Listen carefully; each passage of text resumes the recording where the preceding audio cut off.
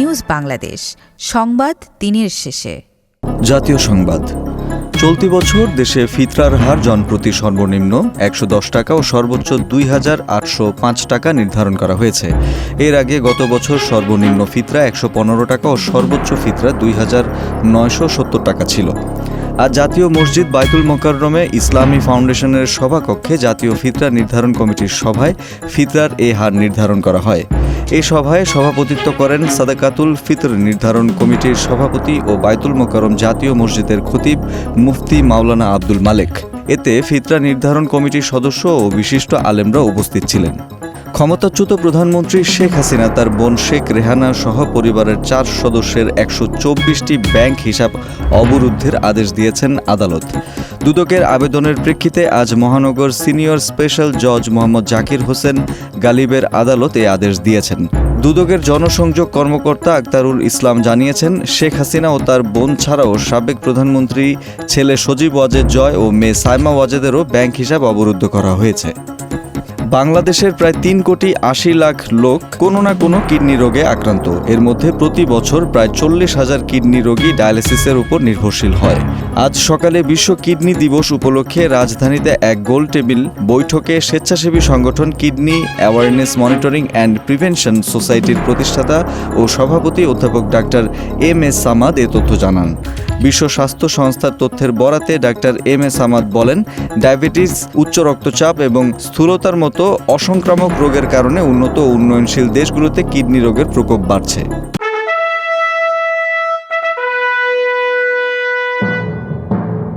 রাজনীতির সংবাদ। যারা ১৯৭১ সালের মুক্তিযুদ্ধ মানে না, তাদের এই দেশে নির্বাচন করার কোনো অধিকার নেই বলে মন্তব্য করেছেন বিএনপির ভাইস চেয়ারম্যান বরকতুল্লাহ বুলু। আজ দুপুরে জাতীয় প্রেস ক্লাবে এক আলোচনা সভায় বিশেষ অতিথির বক্তব্যে তিনি এই মন্তব্য করেন।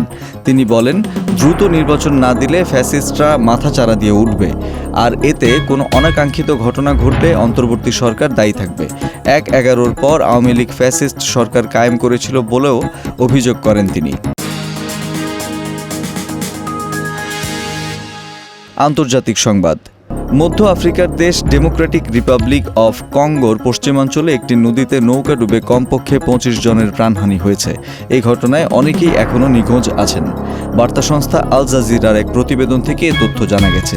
প্রতিবেদনে বলা হয়েছে, কঙ্গোর পশ্চিমাঞ্চলীয় প্রদেশ মাই নডম্বের কাছে কোয়া নদীতে নৌকাটি ডুবে গেলে এই হতাহতের ঘটনা ঘটে। দুর্ঘটনা কবলিত নৌকাটি নাগামভূমি গ্রামের ফুটবলারদের বহন করছিল। ওই ফুটবলাররা মুশি শহরে একটি ম্যাচ খেলে ফিরছিলেন। তথ্য প্রযুক্তির সংবাদ।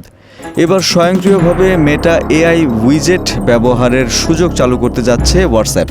ফলে হোয়াটসঅ্যাপ চালু না করে স্মার্টফোনের হোম স্ক্রিন থেকে সরাসরি মেটা এআই এর বিভিন্ন প্রযুক্তি সেবা ব্যবহার করা যাবে। এরই মধ্যে নির্বাচিত ব্যবহারকারীদের জন্য পরীক্ষামূলকভাবে মেটা এআই উইজেট চালু করা হয়েছে। হোয়াটসঅ্যাপ জানিয়েছে, মেটা এআই উইজেটের মাধ্যমে হোয়াটসঅ্যাপ ব্যবহারকারীরা হোম স্ক্রিন থেকেই কৃত্রিম বুদ্ধিমত্তা প্রযুক্তি কাজে লাগিয়ে বিভিন্ন প্রশ্নের উত্তর জানার পাশাপাশি ছবি আপলোড ও ভয়েস মোড চালু করতে পারবেন। ফলে মেটা এআই চ্যাটবট ব্যবহারের জন্য হোয়াটসঅ্যাপে প্রবেশ করতে হবে না। খেলার সংবাদ। গত বছরের ডিসেম্বরে যুব এশিয়া কাপের ফাইনালে ভারতকে হারিয়ে শিরোপা ঘরে তুলেছিল টাইগার যুবারা। এতে টানা দ্বিতীয়বার এশিয়ান ক্রিকেটের শ্রেষ্ঠত্ব অর্জন করে বাংলাদেশ অনূর্ধ্ব ১৯ দল।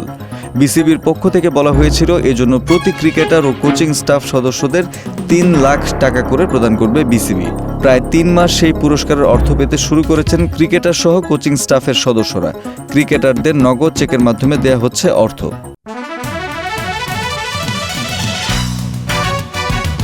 সংস্কৃতি বিনোদন।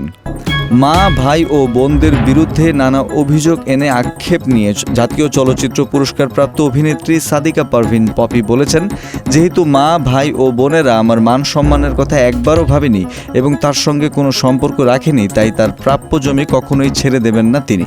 প্রয়োজনে তার হক এতিমখানা কিংবা মাদ্রাসায় দেবেন বলেও জানান পপি। পপি বলেন, আমার ৩০ বছরের কষ্টের মূল্য তারা দেয়নি। আমার সম্মান নিয়ে ছিনিমিনি খেলছে।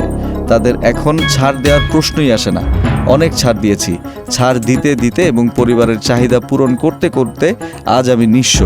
আমার কষ্টার্জিত টাকা দিয়ে কেনা জমি ফেরত পেতে মামলা করব। এর আগে বাবার 6 কাঠা জমি দখলের চেষ্টার অভিযোগে পপির নামে গত 3 ফেব্রুয়ারি জিডি করেন তার ছোট বোন ফিরোজা পারভিন। এরপর পপিও একই থানায় মা, ভাই ও বোনের নামে থানায় জিডি করেন। দর্শক, এই ছিল আজকের নিউজ বাংলাদেশ সংবাদ দিনের শেষে আয়োজন। দেশ বিদেশের প্রতিদিনের সবশেষ সংবাদ জানতে চোখ রাখুন www.newsbangladesh.com এ। লাইক শেয়ার দিয়ে সঙ্গে থাকুন নিউজ বাংলাদেশের ফেসবুক পেজ ও ইউটিউব চ্যানেলে। ভালো থাকুন, সুস্থ থাকুন। আল্লাহ হাফেজ।